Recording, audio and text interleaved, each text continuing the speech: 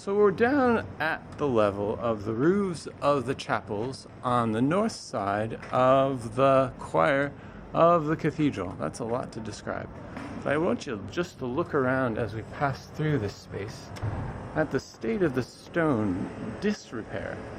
So if you look, for example, just next to us here, this pinnacle is coming apart. It's missing certain pieces. Nice to have an apartment across the street there to watch the building as it changes. These pieces that we see down here have all been taken down. They look like they've fallen, and maybe some of the smaller bits have fallen. But they regularly have to go through the building to check to see if things are about to fall down. Excuse me. There's a nice big piece that was once higher up. If we look up, we'll see the remains of a gargoyle. It's just got a little bit of a lead pipe sticking out what used to be his head.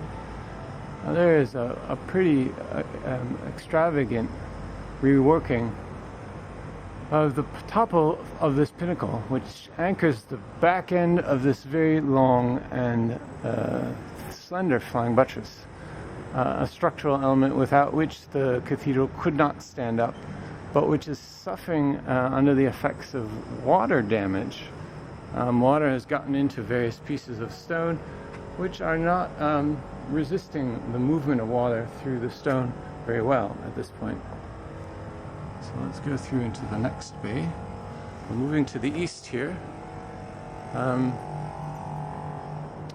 So yeah, let's just have a spin around and look at the condition of some of this stone. It's as the French would say, criant or effrayant, especially when you get to see a surface like this where water is moving through it.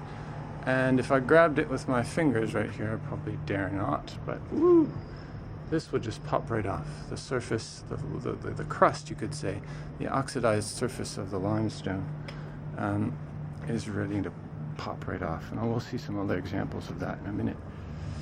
Let's see. Pop through here. It's a little narrow. Yeah, here again, an example of a pinnacle that's completely gone at its top. And so, a pinnacle is a decorative element, sure, but in this case, it's also structural. It helps anchor this piece of masonry against which the entire thrust of the vaults is pushed, you could say. This is what stops the buck that comes from the vaults that are all the way up there. So it's a giant transmitter, a kind of strut that passes the buck all the way from the vaults on the other side of that wall up there, the clerestory wall, through this masonry and then down into this structure here. It also serves the essential function of draining the water from the great roof up there. So it's constantly got water in it. There's a channel in the back of this flying buttress that takes a huge number of liters of water from the main roof, just as this little flying buttress underneath does the same for the terraces underneath the flying buttresses up there, a level of up. We'll go and see those in a little bit.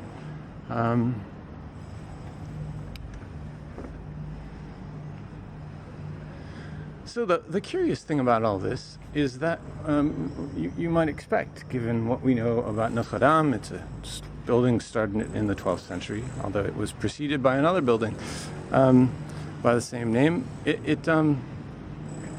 What we're seeing here is stone that was put in place in the middle of the 19th century.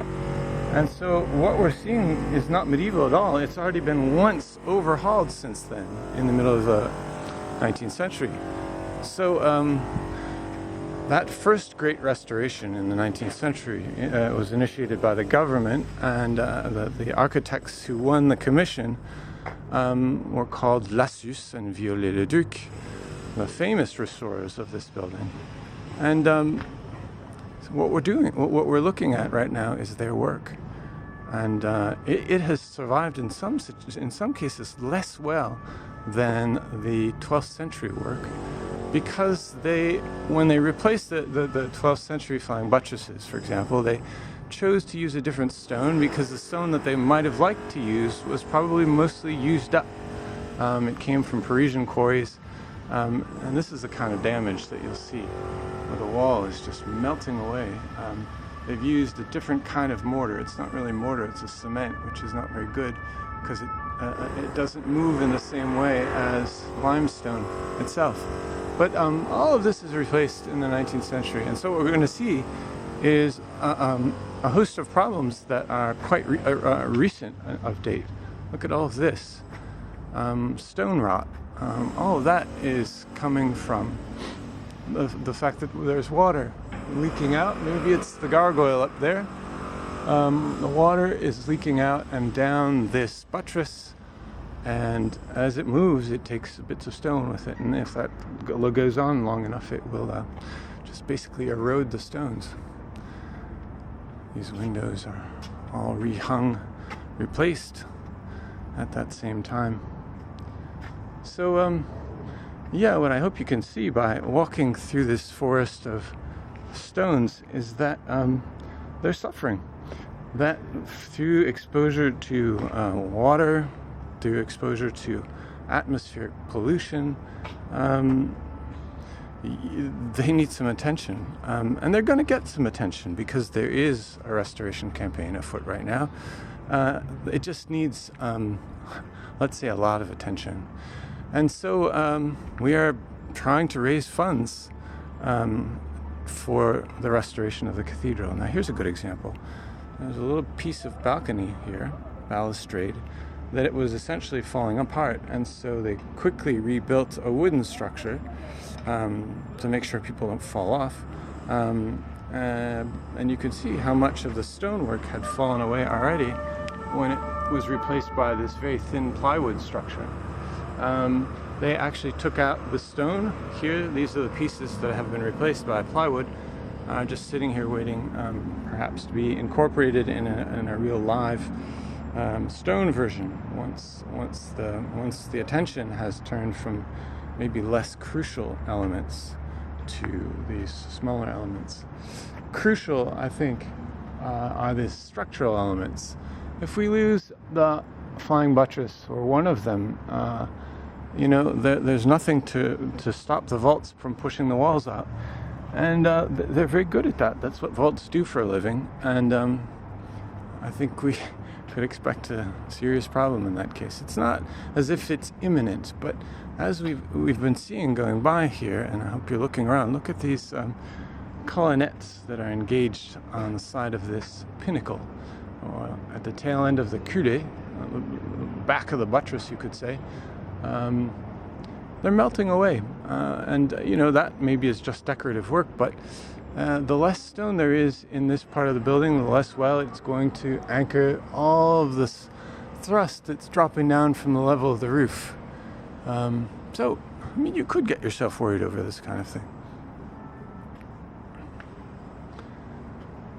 We'll see more and more of the same thing as we make our way around this level. It's actually an interesting point of reference. If we look across to the new rectorate, the rectory that was built from scratch to replace an older building, or the absence of a building, a bishop's palace, it's a good way of taking the pulse of what's falling apart and what's not. That balustrade at the edge of the roof of this building just across from us is, brand fresh new in the middle of the 19th century, even in the late 50s, I think, of the 19th century. And look, it's falling apart. It's completely melting away. That's brand new stone, and so it's no surprise that the parts of the building that we're walking around right now, which were built at the same epoch, same era, are having troubles too. Have a look at that gargoyle, who's missing part of his head. And I have to say the back, given what I can see here, is not long for the world. It looks just ready to drop away, given the number of cracks into which bits of rain and acid rain have gotten into the fabric of the buttress. So you could say a sad thing, but the good news is that the good people are working on the problem, and with a little more money, we'll get it all solved. Here's a pretty striking example of stone decay here. Some more here.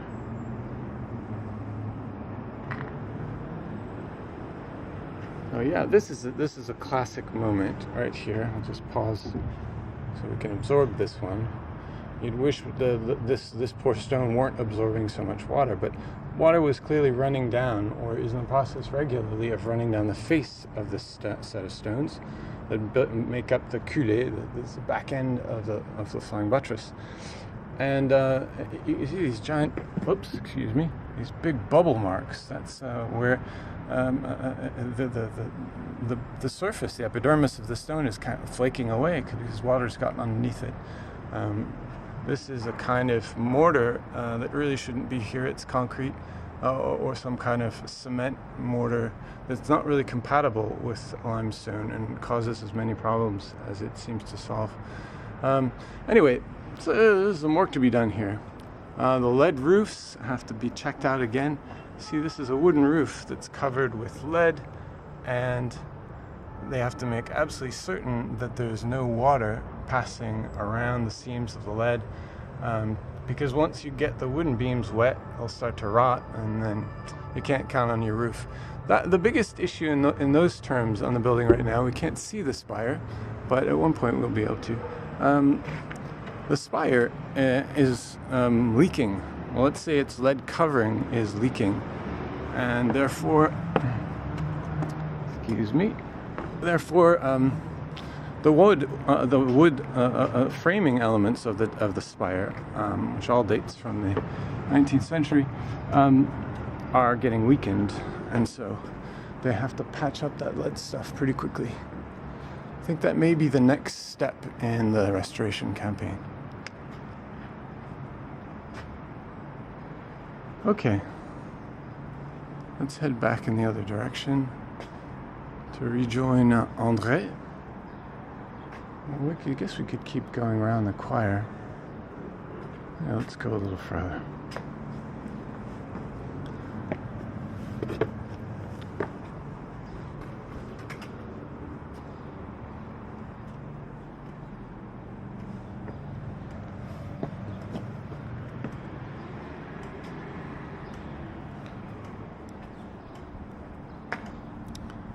Loud clicking sound we're hearing is a pigeon zapper, an attempt to keep the pigeons from doing huge amounts of, oh look, there's a pigeon, a couple of pigeons who've decided to set up nesting here.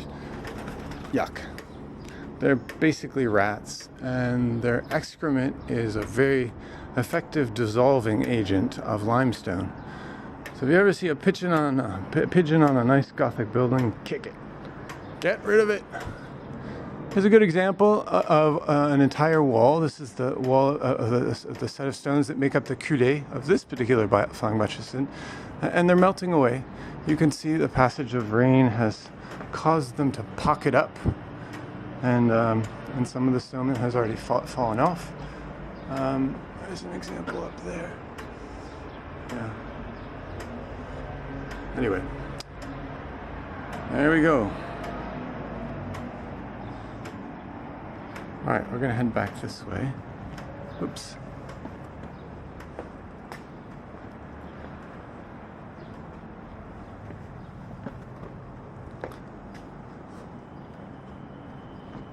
And even these stairs are getting a little bit worn away.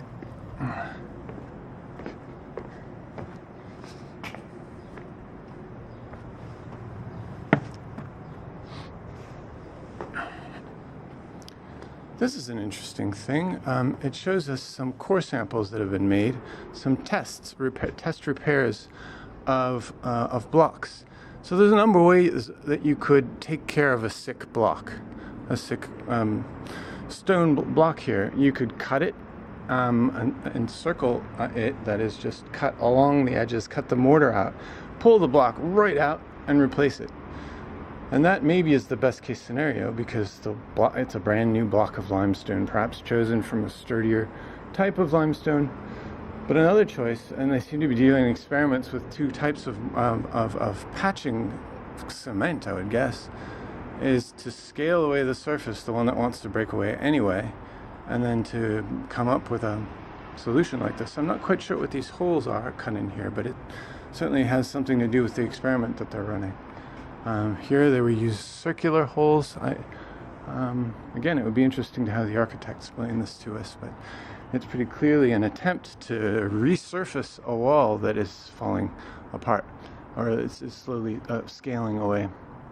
And so maybe that's some way of consolidating it according to the latest and fanciest techniques of stone restoration. Alright, around we come. Imagine the amount of water that would rush out of a channel like this on a rainy day. It just dumps right out these channels onto this roof, all rushes down into these corners to be channeled out. There's a little pigeon blocker there, to be channeled out into the gargoyles that then just dump right over the edge and into the grass below, as far away from the building as possible. You don't want the water just spraying on the side of the building. That would be making the problem worse. So it really does have to go away. Let's walk up here a little bit. Hey, André. This is André Finot, who is one of the great sauveteurs of the Cathedral. Yes. But let's go back to where we started and then maybe go up a level. Okay.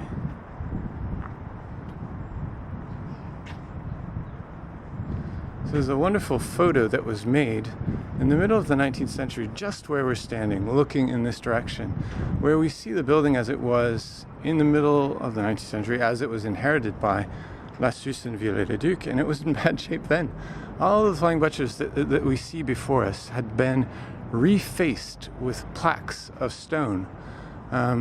Much like modern construction of skyscrapers, they had a substructure and they just sort of put iron lugs into it, and they clamped on these new stone panels to try to hide the misère, the damage underneath.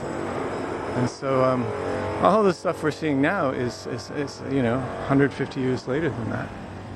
So you could say maybe it's aged pretty well, all things considered, but I think it's quite remarkable that it seems like we're repeating ourselves here.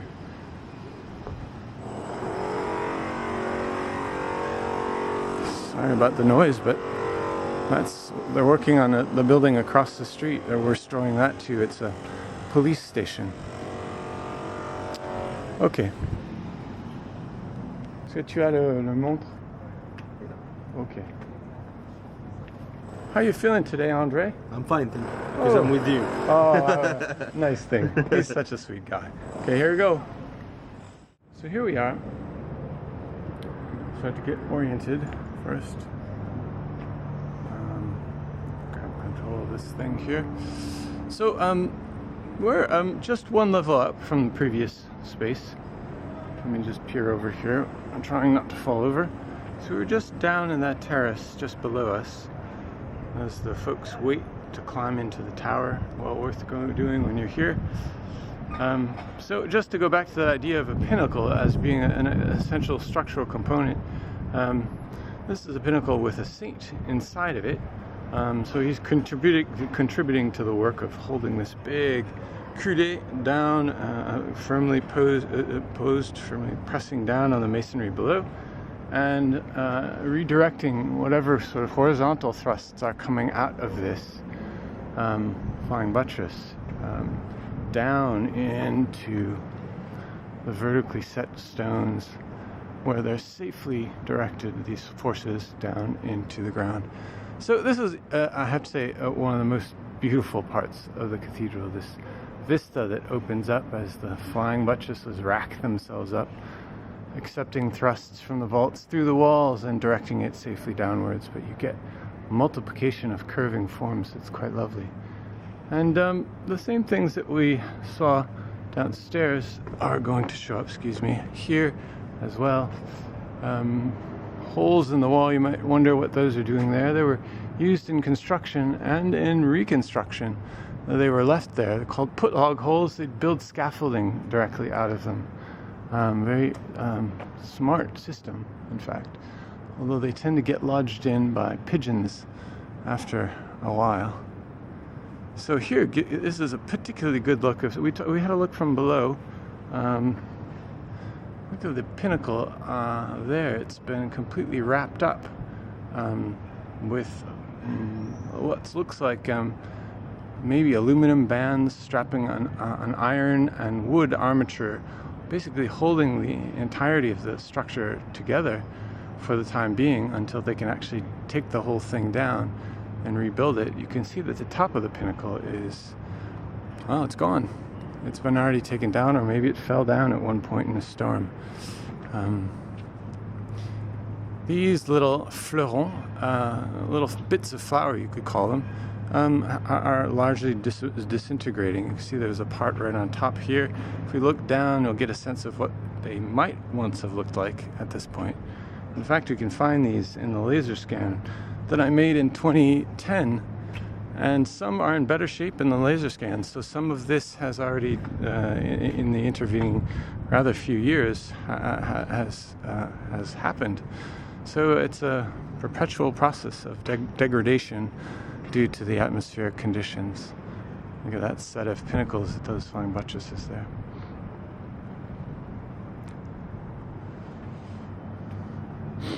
So here, an interesting point.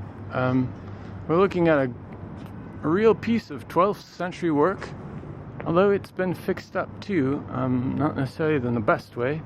We see once again that this joint has been fixed using mortar that is heavily sand-based, so it's really more like a cement. And yeah, it's not good for the joint. It doesn't move with the limestone well. So that will probably have to be dug out at a certain point. All of this is not in the best shape too. I'll give you an example here. We were just looking at it with André a second ago, but these bars, let's see if I can point to them. See, these bars are made out of iron, and it's these little tie elements that are made out of lead. You see, they're connected. They're soldered in here. They're connected, these lead cames that are holding the glass together, but they're anchoring that whole structure into this iron bar. You can see the corrosion of the iron bar. And also, these things get very stiff and they can break off rather easily. So there's some work to be done here. These panels are designed to be removed. You can see that if you could ever unfreeze this and pop it out, you could theoretically lift some of these armatures away and take the glass panel out. And that's what they will be having to do if they decide to go and fix the windows during this current campaign. Here's another sort of sad looking stones. That's one of these flowery fleurons that was once sitting among its peers along this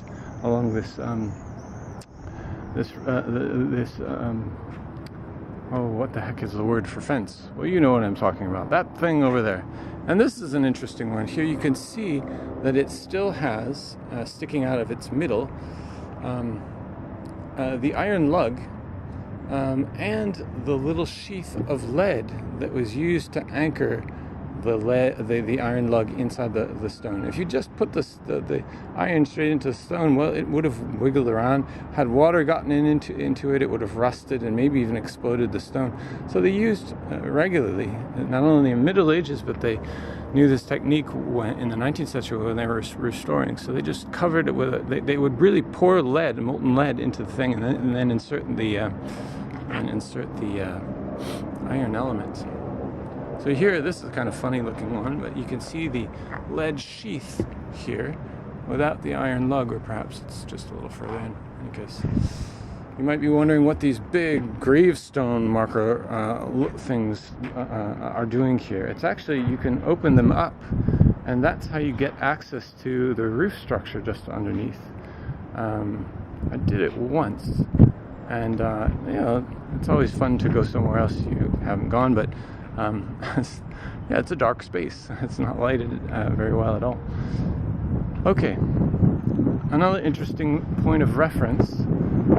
This strange looking element, maybe it doesn't look like strange to you, but this is a big flying buttress, naturally. Now, this is something that looks, well, I'll tell you, it's a chimney. At a certain point, it was decided they wanted to heat Notre-Dame, and so they built a big coal-fired a stove down underneath the ground, connected to the crypt, and this is where the smoke came out. So that's a quite recent contribution to this flying buttress structure.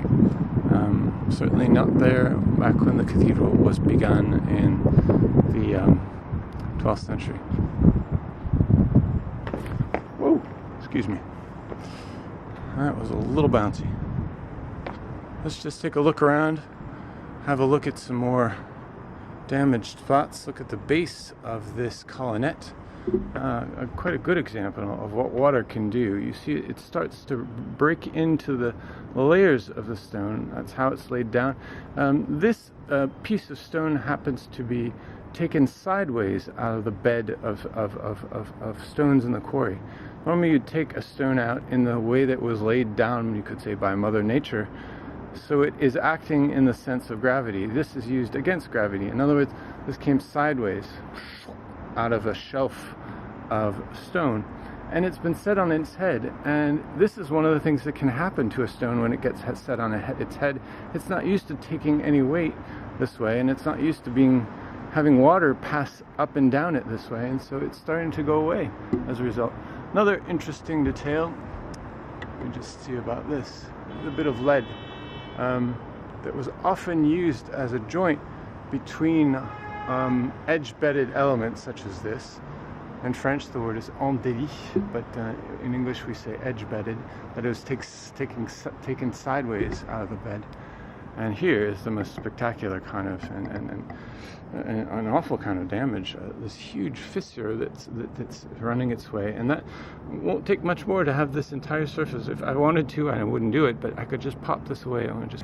We work our way down and see right at the bottom there's a layer of lead that is taking the load in a different way between this piece and the base that's just below it. So complicated stuff going on here. Here we have another experiment in process on one of these patches. Why exactly they did these cuts in, maybe to expose the interior of the experiment to water, I don't know, but clearly stone, fake mix of stone cobbled together, another kind of mix of pseudo stone, a very old tradition to try to make a synthetic stone that would do as well as an actual piece of stone, but would be much easier to install. And in fact, I could probably show you an example from the mid 19th century. If you'll look up with me here, that colonnette right at the corner, right next to the head, you say, of the flying buttress, just behind it you can see a sort of brown colored patch of masonry. Oops. That's a mastic that was invented in, I've forgotten exactly when, in the 30s, I think, of the 19th century, called mastic de Dille. And it was used all over the place until it was shown that the mix of, I guess, sand and limestone powder and what was the other? Linseed oil. Tended to evaporate, and then it all fell apart once it was on the building. So it didn't turn out to be a very effective agent for restoration. So here we're coming around. We started on the opposite side of the building in the same part. But check out the underneath, the underside, the intrados, if you like, of this flying buttress as it works its way. You can see that it's very seriously rotting away. Probably at the from the water that was or that hops out of the channel, or just going along its back in the wind or whatever. I mean, there's just too much water. But yeah, it's starting to have some serious problems.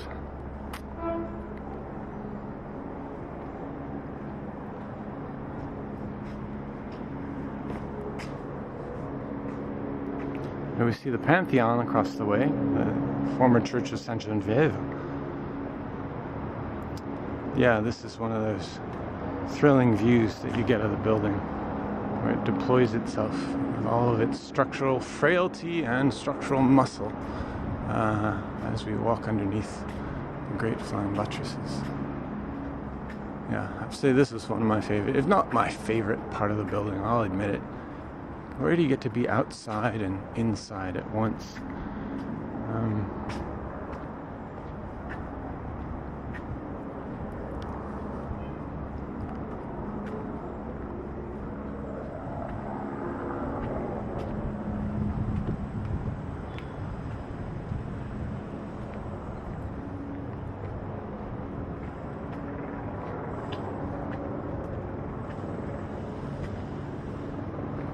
We find André again.